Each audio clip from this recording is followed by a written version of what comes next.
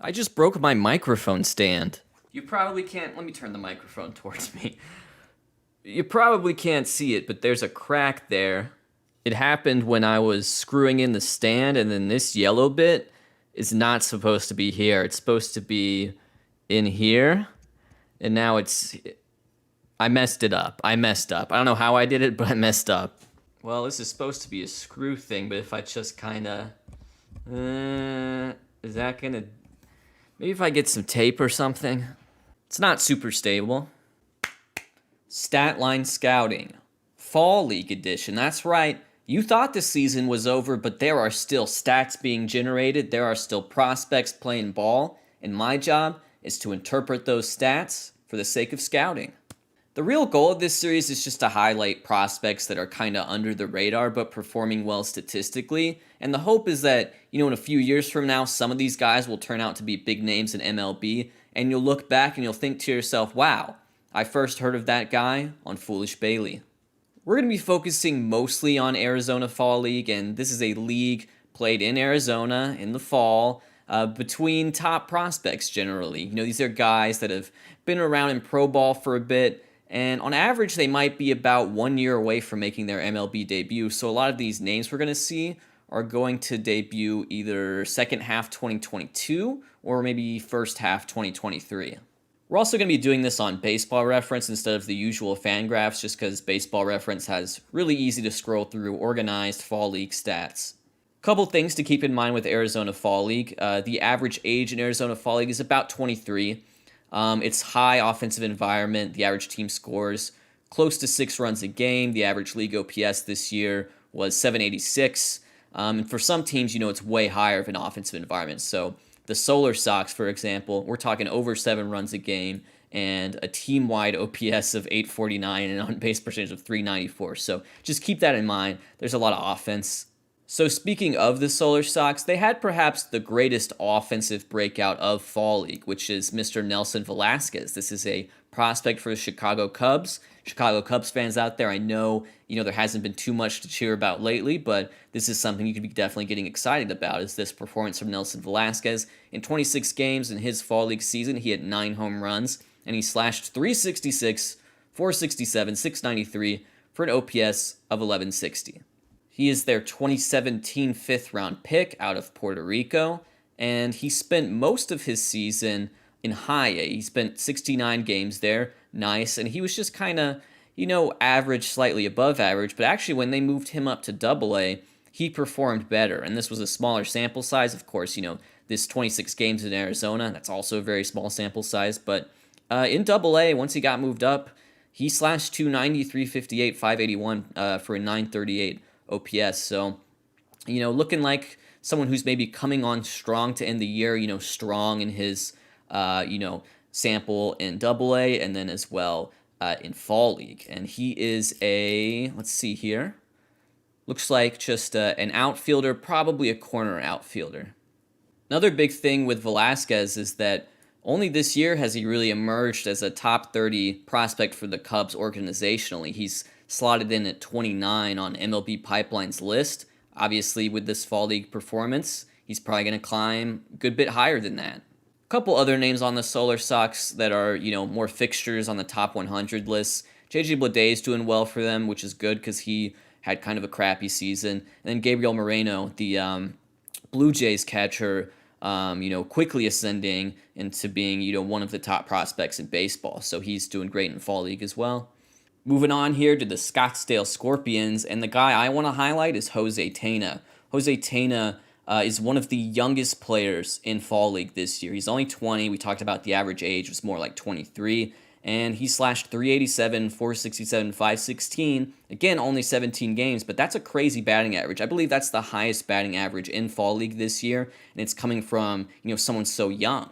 Tena is an infield prospect for the franchise now known as the Cleveland Guardians. In High A with Lake County, he spent most of his time playing shortstop this year. However, in Fall League, he's been playing more second base, so I don't really know where he projects long term, but probably a middle infielder.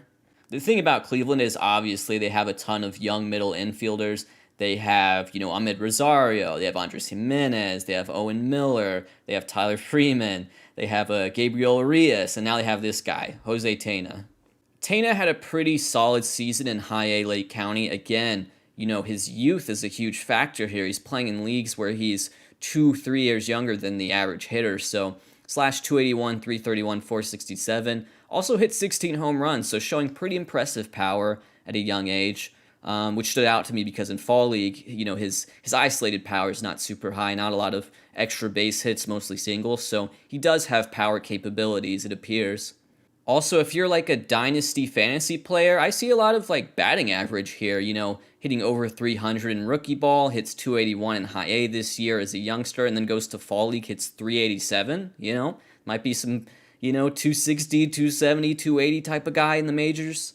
A pitcher we can hone on in here is Connor Seabold, and he's a kind of an interesting case because you look, it's like, 4.87 ERA. These ratios are, not awful, but I wouldn't consider them to be great. But really, when you measure them up against just the offensive environment of Fall League, he's done pretty well for himself. I also like using Connor as an example here because I think he's very indicative of the type of pitcher that pitches in Fall League. So think about it this way, if you play a full minor league season, let's say you throw, your 130 innings or whatever, they're not going to want to send you to Fall League. They're going to say, go home, rest up. There's a lot of load management when it comes to pitching. But in Connor's case, he only got to pitch 60 innings this year in the minors. He was injured. So that's the type of guy that you might send to Fall League, because you're like, well, you're healthy now. Let's go get some reps in against, good prospect competition. And that's what he's done. Connor's just been a really, really solid pitcher ever since he got drafted by the Phillies. He was traded in the trade that sent Brandon Workman to Philadelphia at the 2020 trade deadline. So he's a Boston Red Sox right now. But yeah, this year in AAA, 3.50 ERA, decent ratios. He's a little bit older. He's almost 26. And as someone who's 26, I can tell you, once you're 26, it's pretty much over. So hopefully, gets up there in the majors. He did pitch one game in 2021, but I'd love to see him become a fixture of Red Sox pitching in years to come.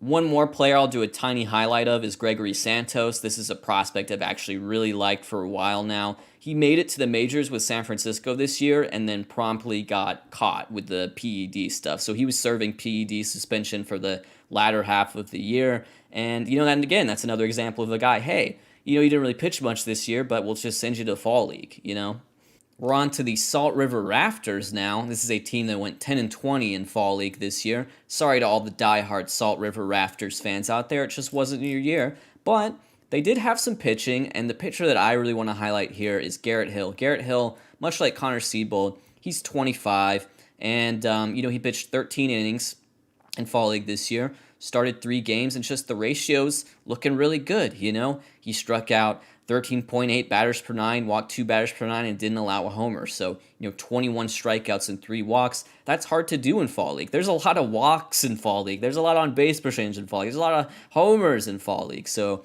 it's a small sample size, but he's managed his outcomes really well. And Hill is definitely an archetype that this series is capable of missing. So I'm glad we're getting a chance to highlight him in Arizona Fall League because, I obsess a lot over age. I look at like players that are, a good bit younger than the leagues they're playing in. Garrett Hill is not one of those. He's nearly 26. He played in High A and Double A this year as a starter in the Detroit Tigers system.